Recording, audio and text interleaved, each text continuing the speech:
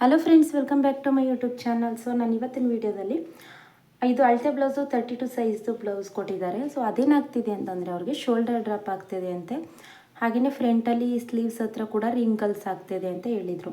ಅದಕ್ಕೋಸ್ಕರ ಏನು ಮಾಡಿದ್ದೀನಿ ಅಂತಂದರೆ ಅಳತೆ ಬ್ಲೌಸಿಂದ ಅಳತೆನ ಬರೀ ಫ್ರಂಟ್ ಡೀಪು ಬ್ಯಾಕ್ ಡೀಪು ಅಷ್ಟನ್ನು ಮಾತ್ರ ಅಳತೆ ತಗೊಂಡು ನೆಕ್ಸ್ಟ್ ನಾನು ಫಾರ್ಮುಲಾ ಪ್ರಕಾರನೇ ಕಟಿಂಗ್ ಮಾಡ್ತೀನಿ. ಸೊ ನಾನು ಆಲ್ರೆಡಿ ಫಾರ್ಮುಲಾಗಳನ್ನೆಲ್ಲನೂ ಕೂಡ ವೀಡಿಯೋನ ಅಪ್ಲೋಡ್ ಮಾಡಿದ್ದೀನಿ. ಅದ್ರ ಪ್ರಕಾರ ಹೇಗೆ ಶೋಲ್ಡರ್ ಡ್ರಾಪ್ ಆಗದೇ ಇರೋ ರೀತಿ ಕಟಿಂಗ್ ಮಾಡಬೇಕು ಅಂತಂದ್ಬಿಟ್ಟು ನಾನು ನಿಮಗೆ ತೋರಿಸ್ಕೊಡ್ತೀನಿ. ಸೊ ಅಳತೆ ಬ್ಲೌಸಿಂದ ನಾನು ಮೆಜರ್ಮೆಂಟ್ನ ತಗೋತಾ ಇಲ್ಲ, ನಾರ್ಮಲಾಗಿ ಬ್ಯಾಕ್ ಡೀಪ್ ತೊಗೊಂಡಿದ್ದೀನಿ, ಫ್ರಂಟ್ ಡೀಪ್ ತೊಗೊಂಡಿದ್ದೀನಿ, ಹಾಗೆಯೇ ಸ್ಲೀವ್ಸ್ದು ಲೆಂತ್ ತೊಗೊಂಡಿದ್ದೀನಿ ಅಷ್ಟೇ. ಸೊ ಇನ್ನೆಲ್ಲನೂ ಕೂಡ ನಾನೇ ಸಪ್ರೇಟ್ ಕಟ್ ಮಾಡಿ ನಿಮಗೆ ತೋರಿಸ್ತೀನಿ, ಆವಾಗ ಅವ್ರಿಗೆ ಪರ್ಫೆಕ್ಟಾಗಿ ಆಗುತ್ತೆ. ಸೊ ಅದನ್ನು ಹೇಗೆ ಅಂತ ಅಂದ್ಬಿಟ್ಟು ಬನ್ನಿ ಇವಾಗ ವೀಡಿಯೋನ ಸ್ಟಾರ್ಟ್ ಮಾಡೋಣ. ಫಸ್ಟು ಬ್ಯಾಕ್ ಪಾರ್ಟ್ನ ಕಟ್ ಮಾಡ್ಕೊಳ್ಳೋಣ. ಬ್ಯಾಕ್ ಪಾರ್ಟ್ಗೆ ಅರ್ಧ ಇಂಚ್ಗೆ ಒಂದು ಮಾರ್ಕ್ ಮಾಡ್ಕೊಳ್ಳಿ. ನೋಡಿ, ಅರ್ಧ ಇಂಚ್ಗೊಂದು ಮಾರ್ಕ್ ಮಾಡ್ಕೊಂಡಾದಮೇಲೆ ಬೆನ್ನಿನ ಪೂರ್ಣ ಉದ್ದ ಬಂದು ಅಳತೆ ಬ್ಲೌಸ್ನ ಈ ರೀತಿ ನೀಟಾಗಿ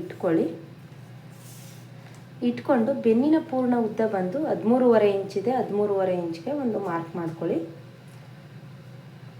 ಸೊ ಇದು ಬಂದು ಅರ್ಧ ಇಂಚು ಎಕ್ಸ್ಟ್ರಾನು ಸೇರಿಸೇ ಇಟ್ಕೊಂಡಿದ್ದೀನಿ ಭುಜ ಅಟ್ಯಾಚ್ ಮಾಡೋದಕ್ಕೆ. ಅವ್ರದ್ದು ಪೂರ್ಣ ಉದ್ದ ಬಂದು 13 ಇಂಚಿದೆ, 13 ಇಂಚ್ಗೆ ಅರ್ಧ ಇಂಚನ್ನ ಆ್ಯಡ್ ಮಾಡಿ 13.5 ಇಂಚ್ಗೆ ಮಾರ್ಕ್ ಮಾಡ್ಕೊಂಡಿದ್ದೀನಿ. ಸೊ ಇಲ್ಲಿಗೂ ಕೂಡ ಒಂದು ಲೈನ್ ಹಾಕ್ಕೊಳ್ಳಿ. ಇದಿಷ್ಟು ಲೈನ್ ಹಾಕೊಂಡಾದಮೇಲೆ ಇದು ಬಂದು 32 ಸೈಜ್ ಆಗಿರೋದ್ರಿಂದ ನೋಡಿ, 32 ಸೈಜ್ ಆಗಿರೋದ್ರಿಂದ ನೆಕ್ ವಿಡ್ತ್ ಬಂದು ಡೀಪ್ ಬಂದು 10 ಇಂಚು ಡೀಪ್ ಇದೆ. ಸೊ 10 ಇಂಚು ಡೀಪ್ ಇರೋದಕ್ಕೆ ನಾನು ನೆಕ್ ವಿಡ್ತನ್ನು 2 ಇಂಚ್ಗೆ ಮಾತ್ರ ನೆಕ್ ವಿಡ್ತ್ ಇಡ್ತಾಯಿದ್ದೀನಿ. ಇಲ್ಲೇನಾಗುತ್ತೆ ಅಂತಂದರೆ ಡೀಪ್ ಜಾಸ್ತಿ ಆದಷ್ಟು ನೀವು ನೆಕ್ ವಿಡ್ತ ಕಡಿಮೆ ಜಾಸ್ತಿ ಇಡ್ತು 2.25 2.5 ಆ ರೀತಿ ಇಡ್ತು ಅಂತಂದರೆ ನಿಮಗೆ ಶೋಲ್ಡರ್ ಡ್ರಾಪ್ ಆಗುತ್ತೆ. ಅದಕ್ಕೋಸ್ಕರ ಬರೀ 2 ಇಂಚ್ಗೆ ಮಾರ್ಕ್ ಮಾಡ್ಕೊಂಡಿದ್ದೀನಿ. ಇದಾದಮೇಲೆ ಭುಜ ನಮ್ಮ 3 ಇಂಚನ್ನ ಇಡ್ತಾಯಿದ್ದೀನಿ. ಸೊ ಹಾರ್ಮೋಲ್ ಬಂದು 5.5 ಇಂಚ್ ಇಡ್ತಾಯಿದ್ದೀನಿ. ಸೊ ಇಲ್ಲಿ ಏನಕ್ಕೆ 5.5 ಇಂಚ್ ಇಡ್ತಾಯಿದ್ದೀನಿ ಅಂತಂದರೆ ಇದೇನಾಗುತ್ತೆ, ಒಬ್ಬೊಬ್ಬರಿಗೆ ಎದೆ ಸುತ್ತಳತೆ ಅನ್ನೋದು ಕಡಿಮೆ ಇತ್ತು, ಹಾರ್ಮೋಲ್ ಹತ್ರ ಜಾಸ್ತಿ ಇರುತ್ತೆ. ಅವ್ರಿಗೇನು ಮಾಡಬೇಕು, ನಾವು ಈ ರೀತಿ ಇಡೋದ್ರಿಂದ ಕರೆಕ್ಟಾಗಿ ಅದು ಫಿಟ್ಟಿಂಗ್ ಅನ್ನೋದು ಕೂರುತ್ತೆ, ಆವಾಗ ನಿಮಗೆ ಶೋಲ್ಡರ್ ಡ್ರಾಪ್ ಆಗೋದಿಲ್ಲ. ಸೊ 32 ಸೈಜ್ ಇದ್ದು ನೀವು 5 ಇಂಚನ್ನ ಕಟ್ ಮಾಡಿ ನಿಮಗೆ ಶೋಲ್ಡರ್ ಡ್ರಾಪ್ ಆಗ್ತಾಯಿದೆ ಅಂತನ್ನೋರು ಈ ರೀತಿ 5.5 ಇಂಚ್ನೂ ಕೂಡ ಒಂದು ಸಲ ಟ್ರೈ ಮಾಡಿ, ಆವಾಗ ನಿಮಗೆ ಪರ್ಫೆಕ್ಟಾಗಿ ಫಿಟ್ಟಿಂಗ್ ಅನ್ನೋದು ಬರುತ್ತೆ. ಸೊ ಬ್ಯಾಕ್ ಪಾರ್ಟ್ ಆಗಿರೋದ್ರಿಂದ 1 ಇಂಚ್ಗೆ ಒಂದು ಮಾರ್ಕ್ ಮಾಡ್ಕೋತಾ ಇದ್ದೀನಿ. ಎದೆ ಸುತ್ತಳತೆ ಬಂದು 32 ಆಗಿರೋದ್ರಿಂದ 8 ಇಂಚ್ಗೆ ಮಾರ್ಕ್ ಮಾಡ್ಕೋತಾ ಇದ್ದೀನಿ. ನೋಡಿ, ಈ ರೀತಿ ಮಾರ್ಕ್ ಮಾಡಿಕೊಂಡು ಈ ರೀತಿ ರೌಂಡ್ ಶೇಪ್ ಅನ್ನೋದನ್ನು ಕೊಡಿ. ಇದಿಷ್ಟು ಆಯ್ತಲ್ವ. ಇವಾಗ ಬ್ಯಾಕ್ ಡೀಪ್ನ ಮಾರ್ಕ್ ಮಾಡ್ಕೊಳ್ಳೋಣ. Back deep 10 ಇಂಚಿದೆ. ಸೊ 10 ಇಂಚ್ಗೆ ಮಾರ್ಕ್ ಮಾಡ್ಕೋತಾ ಇದ್ದೀನಿ. ಇಲ್ಲಿ 2 ಇಂಚ್ ಇಟ್ಟಿದ್ದೀವಿ ಅಲ್ವಾ, ಇಲ್ಲಿ ಬಂದು 2.5 ಇಂಚ್ಗೆ ಮಾರ್ಕ್ ಮಾಡ್ಕೊಳ್ಳಿ. ಸ್ವಲ್ಪ ಬ್ರಾಡ್ ಆಗಿ ಬೇಕಲ್ವ, ಅದಕ್ಕೋಸ್ಕರ ನೋಡಿ ಈ ರೀತಿ 2.5 ಇಂಚ್ಗೆ ಇಟ್ಕೊಳ್ಳಿ. ನಿಮಗೆ ಇನ್ನೂ ಜಾಸ್ತಿ ಡೀಪ್ ಬೇಕು ಅಂತಂದ್ರೂ ಕೂಡ ಇಟ್ಕೋಬೋದು. 2 ಇಂಚು ಸಾಕಾಗುತ್ತೆ. ಸೊ 2 ಇಂಚಿಗೆ ಇಟ್ಕೊಂಡು ನೀವು ಸಾಕಾಗುತ್ತೆ ಅಷ್ಟೇ ಇಟ್ಕೊಂಡು ಕಟಿಂಗ್ ಮಾಡ್ಕೊಳ್ಳಿ. ನೋಡಿ, ಹೀಗೆ ಮಾರ್ಕ್ ಮಾಡ್ಕೊಂಡು ಅಲ್ವಾ, ಇಲ್ಲೂ ಕೂಡ ಈ ರೀತಿ ಇದನ್ನು ರೌಂಡ್ ಶೇಪ್ ಅನ್ನೋದನ್ನು ಕೊಡಬೇಕು. ಇದಿಷ್ಟು ಆದಮೇಲೆ ಅವ್ರದ್ದು ಸೊಂಟದ ಸುತ್ತಳತೆ ಬಂದು ನೀವು ಅಳತೆ ಬ್ಲೌಸಲ್ಲೇ ನೋಡ್ಕೋಬೋದು. ಇಲ್ಲ ಅಂತಂದರೆ ಸೊಂಟದ ಸುತ್ತಳತೆ ಏನಾದರೂ ಅವ್ರಿಗೆ ಅಲ್ಲೂ ಕೂಡ ಟೈಟ್ ಆಯಿತು ಅಂತಂದರೂ ಕೂಡ ಶೋಲ್ಡರ್ ಡ್ರಾಪ್ ಆಗುತ್ತೆ. ಆವಾಗ ಏನು ಮಾಡಿ, ನೀವು ಒಂದು ಸಲ ವೇರ್ ಮಾಡಿ ನೋಡಿ, ಬ್ಲೌಸ್ನ ಒಂದು ಸಲ ವೇರ್ ಮಾಡಿ ನೋಡಾದಮೇಲೆ 24 ಇಂಚಿದೆ. ಸೊ 6 ಇಂಚ್ಗೆ ಮಾರ್ಕ್ ಮಾಡ್ಕೋತಾ ಇದ್ದೀನಿ.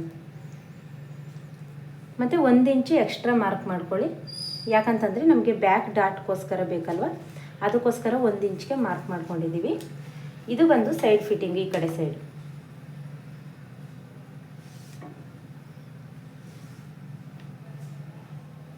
ಸೊ ಇದಿಷ್ಟು ಆದಮೇಲೆ ಬ್ಯಾಕ್ ಡಾಟ್ನು ಕೂಡ ಮಾರ್ಕ್ ಮಾಡ್ಕೋಬೇಕು. ಡೀಪ್ ಬಂದು ಇಲ್ಲಿ 10 ಇಂಚ್ ಇರೋದ್ರಿಂದ ನಾವು ಯಾವತ್ತೂ ಕೂಡ ಡೀಪ್ದು ಕೆಳಗಡೆ ಮಾರ್ಕ್ನ ಮಾಡ್ಕೋಬೇಕಾಗುತ್ತೆ. ಸೊ ಇಲ್ಲಿ ನಾನು 2.5 ಇಂಚ್ಗೆ ಅಷ್ಟೇ ಮಾರ್ಕ್ ಮಾಡ್ಕೋತಾ ಇದ್ದೀನಿ. ಇದು ಬಂದು ಭುಜದ ಮಧ್ಯದಿಂದ ತಗೊಳ್ಳಿ, ಈ ಕಡೆ 1/4 ಇಂಚು, ಹಾಗೆಯೇ ಈ ಕಡೆ 1/4 ಇಂಚು. ಸೊ ಇದಿಷ್ಟು ಆಯ್ತಲ್ವ. ಇವಾಗ ಇದನ್ನು ಕಟಿಂಗ್ ಮಾಡಿ ತೆಗೆದುಬಿಡೋಣ. ಇದರಲ್ಲಿ ಏನೂ ಡೌಟ್ಸ್ ಇಲ್ಲ ಅಂತ ಅನ್ಕೋತೀನಿ.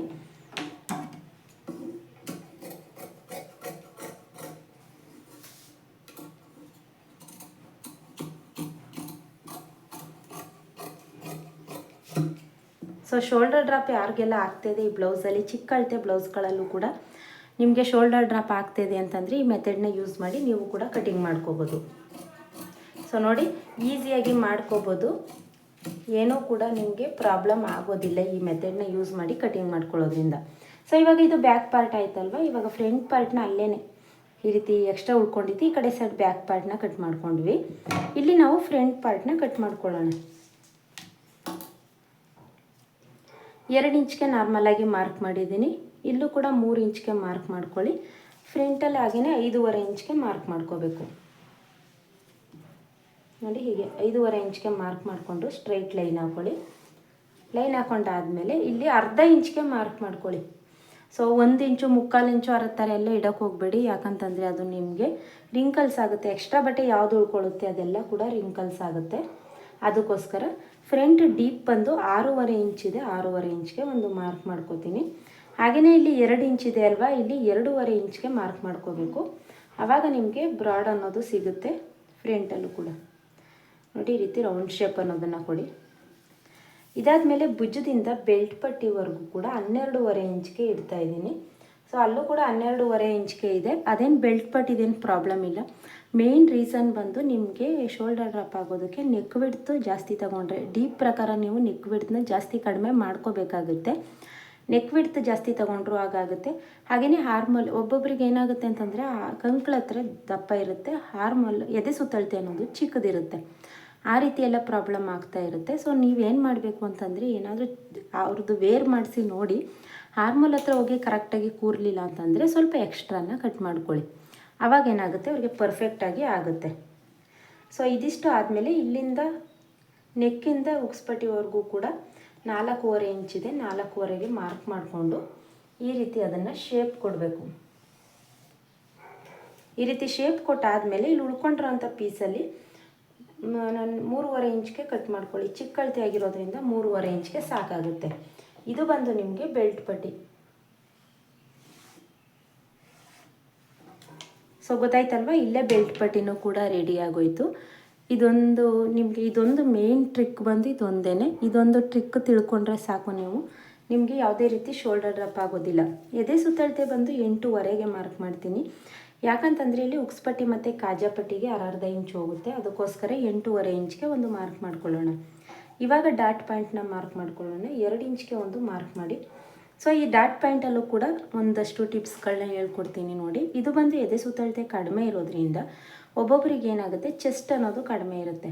ಆ ಥರದವ್ರಿಗೆ ನೀವು ಚೆಸ್ಟ್ ಜಾಸ್ತಿ ಹಿಡಿತು ಅಂತಂದರೆ ಹಾರ್ಮೋಲ್ ಹತ್ರ ಇಲ್ಲಿ ಲೂಸ್ ಥರ ಆಗುತ್ತೆ.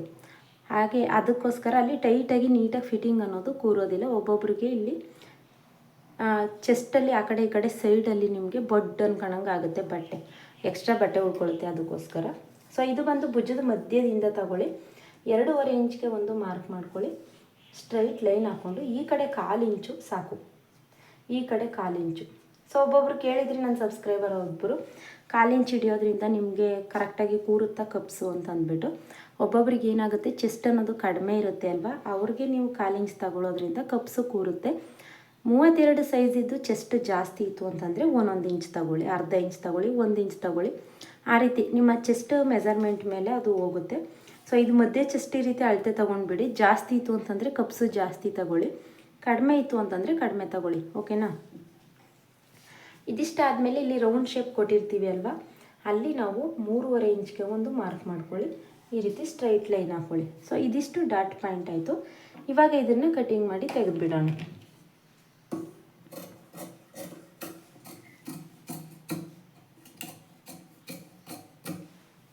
ಸೊ ನೆಕ್ ಹತ್ರ ಕೂಡ ಕಟ್ ಮಾಡ್ಕೊಂಡ್ವಿ.